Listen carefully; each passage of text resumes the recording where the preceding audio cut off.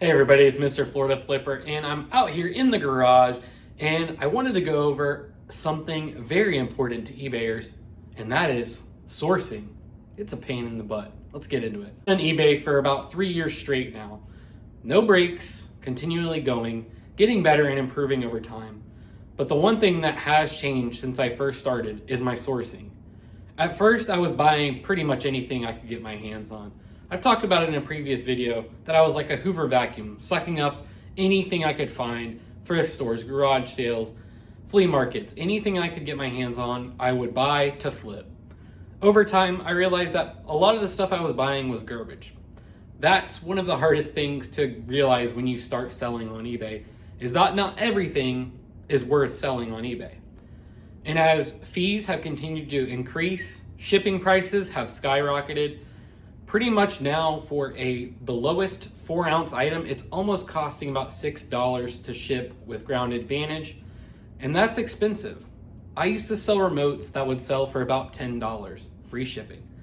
Now that business has almost completely gone away. Not because the remotes don't sell, but because it doesn't make sense to put the work in anymore for those low dollar amounts. I would spend about $1 to maybe $2 per remote and resell them for $10 to $15, and sometimes you'd get lucky and you'd find a remote that's worth $50. Now that's not common, but the $10+ amount up to $20 was pretty common.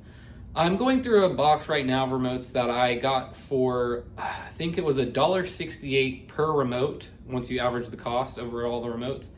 And I would say my average selling price is about $14. But now with the shipping prices, it's just become almost not a real business to do. And that's not including the other costs that I already mentioned. So the sourcing has become a pinch point for me. It was one of the things I enjoyed the most about eBay. Honestly, I kind of don't enjoy it as much as I used to anymore. I've even recently been talking to my wife that I kind of just want to give up and stop doing eBay. I just feel like I'm not finding the good items that I used to find. One of my biggest sources for finding items was Whatnot, actually. I would buy things on Whatnot from this specific seller. I would always go to his shows. He would have about 2 shows every week. And I would be able to get something that sold for $50 for $4, $5, $6. But of course, with people like me in the world, YouTubers and content creators much bigger than me, reselling has become huge. And I mean, we don't say we've ruined it, but we kind of have. I mean, the things that I'm buying now, when his shows first started 2 years ago, when I first started watching him, he would get 10 to 15 viewers.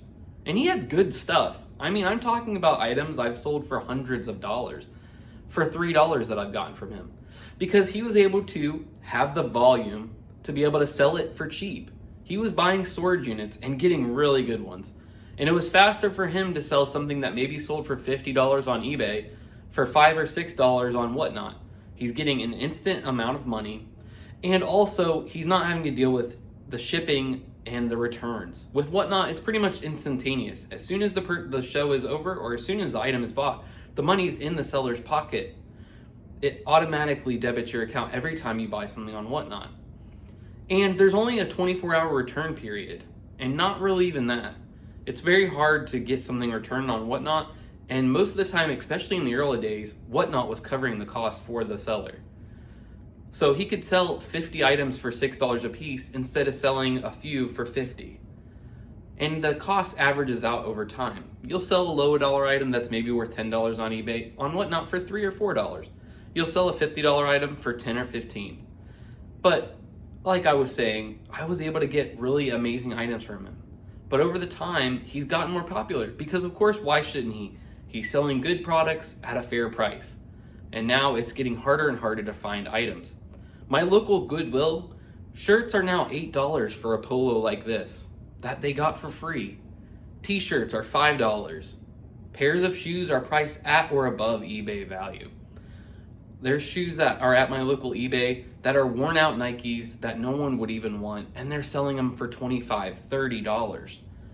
Golf clubs that I used to be able to get for $3.98 now go for $8 or $9, and that's just for the bare minimum no frills golf clubs. I'm talking like low-end Titleists from 10 years ago that your grandpa wouldn't even want to buy. It has gotten increasingly harder to find items for decent prices. One of our last holdouts, I think, for us as resellers were garage sales. And now with the invention of Google Lens and AI, finding those items is harder and harder. People at garage sales know their items' value most of the time. They remember somewhat of what it used to cost. And then now with AI and Google, things like Google Lens, they can easily look up what their items valued at and find comps on eBay. So how do we navigate this technologically different world that's radically different from even 5 years ago on eBay? Let's talk about it. While my enthusiasm for reselling has taken a hit, I still love it. The thrill of the hunt, shipping off those items, making that customer happy, getting that glowing positive feedback, it means the world. You feel like you're in charge of your own business and you're the boss, the packer, the sourcer, customer service rep. You're everything all in one. And you get to experience all those feelings throughout the entire process. But like I said, it's just not like it used to be. We always say this about a lot of things, but just like everything of those things, reselling isn't what it used to be. I think it's one of those things that you have to work hard at to make it work. So after my down in the dumps feelings, I tried some different things that I've never done before. I went on Whatnot and I started messaging sellers with lower follower counts. And I just prepared a little message basically explaining that, hey, I'm a reseller. I'm going to buy these things for 20%, 30% of eBay value. But I can consistently buy from you at least every 2 weeks to once a month, $250 to $500 worth of items. Now, what I'm trying to do is get them to understand the value that I can give them. I can buy the items quickly, I can pay on time with no hassle, and I can have consistent money coming into them. Now, they might sell me a shirt. Let's say they had this shirt right here. And let's say it goes for $30 free shipping on eBay. Now, sure, they could run it on Whatnot and they maybe would get $15 or $20 from it. But they're still gonna pay Whatnot fees. They're still gonna have to ship it out. Instead, they can sell it to me for $10. And then they only have to ship out one order. It saves them time. I mean, imagine, most Whatnot sellers have volume. The good ones at least, because that's how Whatnot works. You don't make as much as eBay, but you can sell a lot of things very quickly and with very low return rates, almost non-existent. So that's the benefit. And you're probably saying, why would he sell it for $10 when he can sell it for $30? Like I said, he could sell this whole rack to me in a matter of 10 minutes and ship it all to one person instead of having to pack 50 different orders. Also, I'm guaranteeing that I'm going to come back to his show or her show every 2 weeks and spend $250 to $500. As much as they can find, I can buy and run it through my store. So that's what I did. I sent about 10 different messages out. I didn't hear anything back for a long time.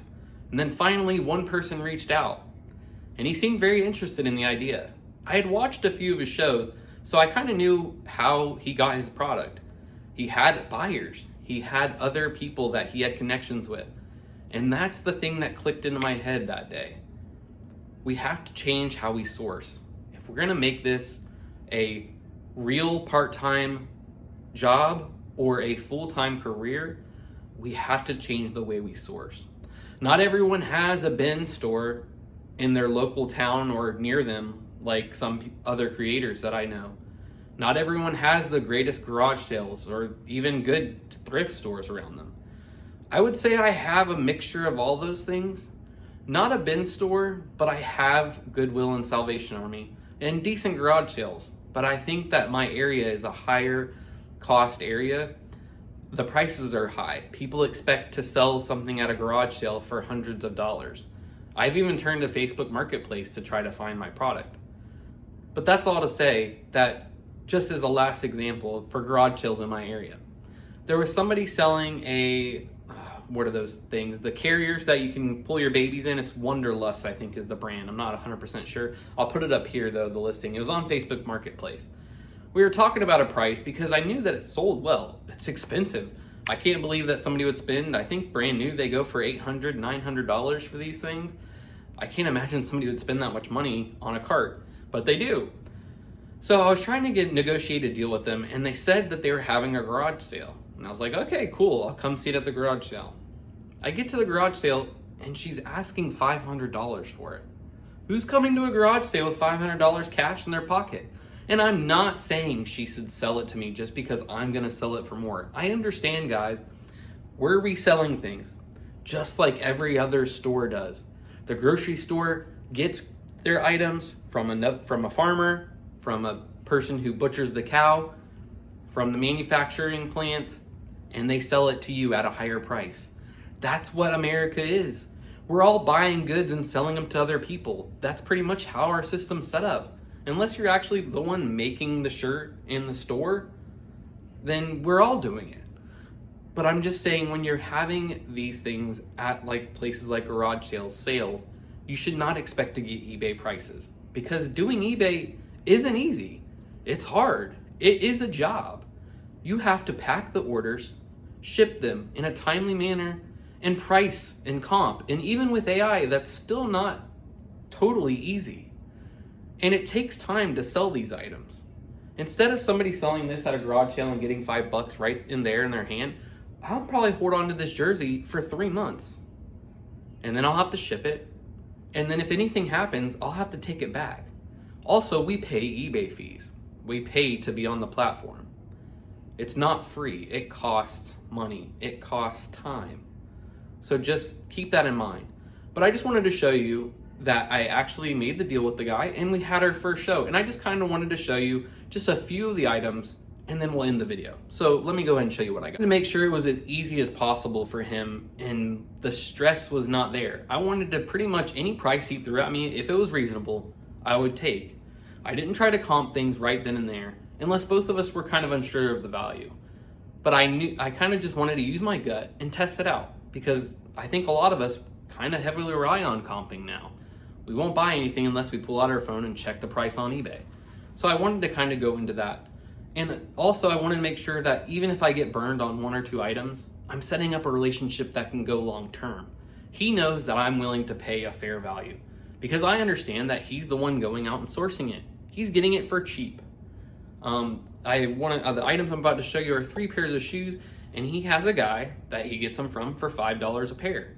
Now, like I said, if I bought these pairs of shoes at Goodwill or Salvation Army, they'd probably run about $20. So here's these 3 pairs of shoes, nothing crazy. I'm just showing you one of the shoes. The other one has a tag, so this is brand new with tags. No box, but you can see it's clean. It's a woman's size 6 or 7 Asics. And I looked them up, and they go for about $75. And I think for all 3 pairs of shoes, I paid no more than $40. I think I actually paid for these 3 pairs of shoes $30. And they're all 3 Asics, and I have a whole bunch of other stuff too. I actually ended up spending about $275, and I'll keep track of everything and let you know how it goes. See how much money we made. Did we make a profit? And we'll go over it. So yeah, but let's just go ahead and show you these pairs of shoes. Then we got this pair of Asics right here. And like I said, Asics are a decent brand, nothing amazing, but I listed these for $35.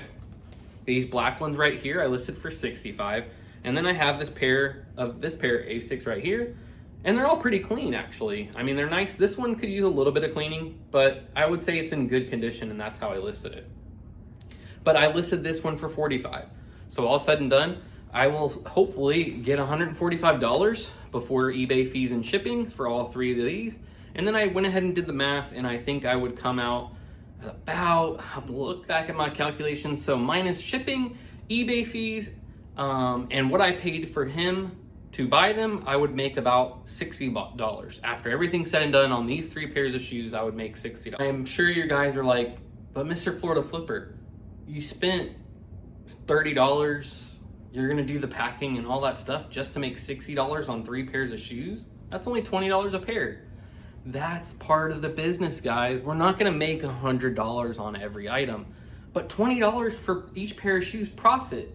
that's nice. That's free and clear. That's after eBay fees, taxes, and all that kind of stuff.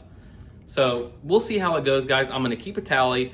Next time I do a video, I'll bring out the paper and just kind of run down how much I actually spent to the penny. And as we list and sell stuff, we'll keep that updated and kind of see how did we do. But that's gonna do it for me, guys. I hope you guys can find great sources out there. Make sure you're making connects, meet your fellow reseller. Don't be afraid to tell people you're a reseller, and get out there and buy and sell. Mr. Florida Flipper, out.